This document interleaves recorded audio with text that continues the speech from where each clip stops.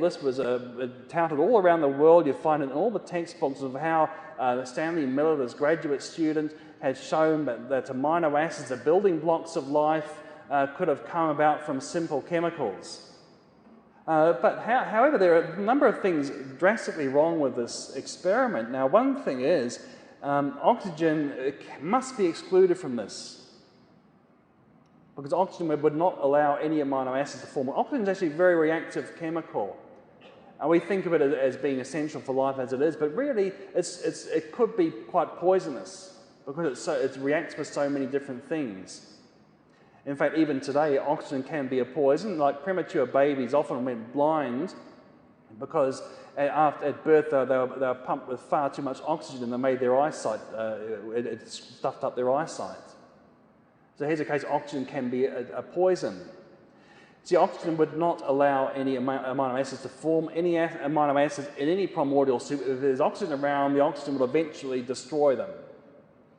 So they're assuming there's no oxygen present. Now, once again, you have some bias there because people say, well, what's the evidence there was no oxygen in the past? Well, we're here, aren't we? And we couldn't have got here if there was oxygen in the past.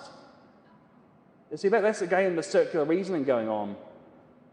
And nowadays, people don't even believe there was ammonia, carbon, methane, and hydrogen in the atmosphere. Even that's been gone for some time.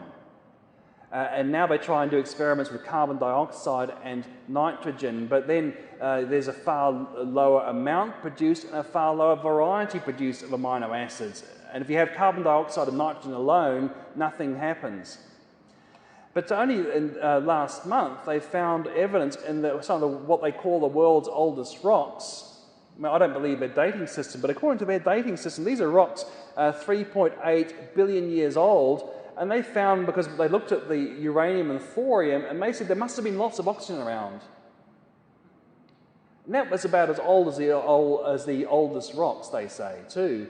And what they said is evidence of photosynthesis happening, but all they really found was evidence of oxygen. They're assuming it must have been produced by photosynthesis. Green plants produce oxygen for us.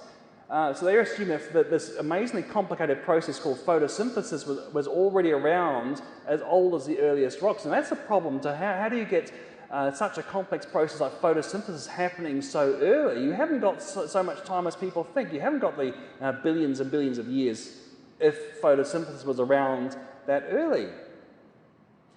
But if the oxygen wasn't produced by photosynthesis, you've got another problem, because if there was oxygen already in the atmosphere, then this chemical evolution could not have happened. And that's what Miller's experiment shows, that chemical evolution of amino acids can't happen if there's oxygen around. And yet now it's almost certain there was oxygen even in the oldest rocks.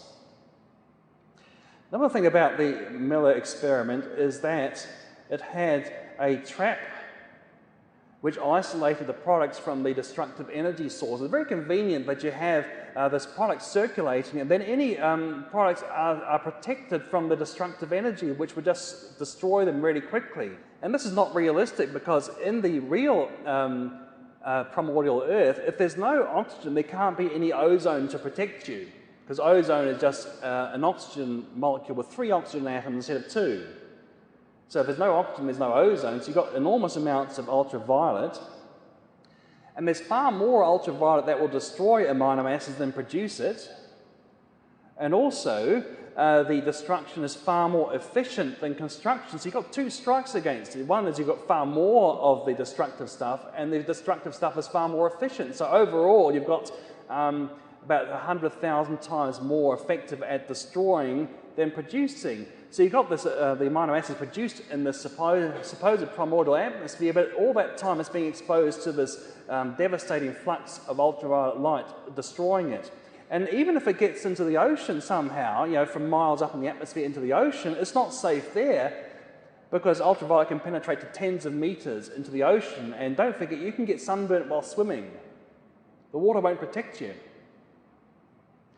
So I'd say the trap is what I call unacceptable level of investigator interference. You see, to say this is a simulation of the primordial Earth is just not true, because you've got this example of intelligent design there, the trap, to protect the molecules as soon as they've been formed.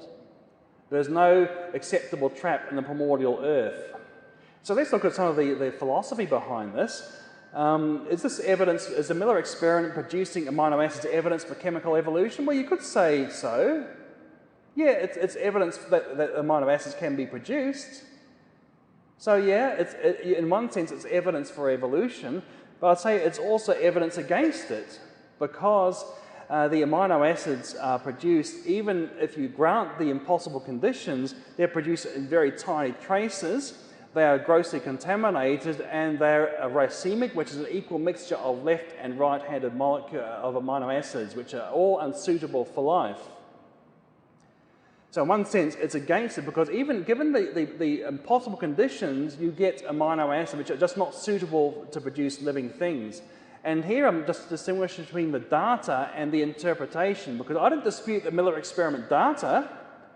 I dispute the interpretation that it shows that life can come from non-living chemicals. And as I say, depending on your worldview, your belief system, you can interpret the Miller experiment either for or against it. I think it makes far more sense to interpret it as evidence against the chemical evolution ideas.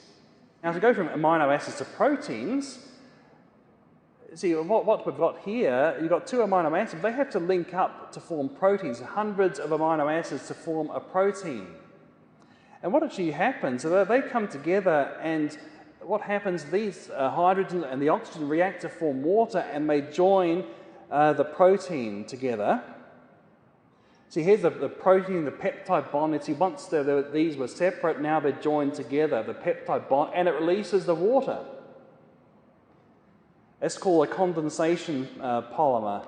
Now you can continue this again. You see, you've got another amino acid coming along, and again you've got the link up here, and you get yet another peptide bond. You see, you can go the other side too,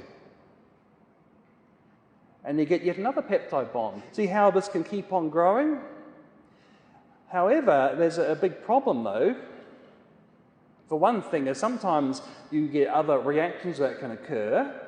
You see, a real chemist does not do this. In fact, a real chemist would make sure that any of these groups here don't, well, this one won't, but there are some proteins which have quite reactive side groups on the end, and you have to protect it. You actually react it to something which will protect that, and then after it's joined to form a protein, you remove that protecting group. So it's quite a complicated process to add the protecting group, then to remove it. But of course, the primordial Earth did not have these organic chemists doing that for you.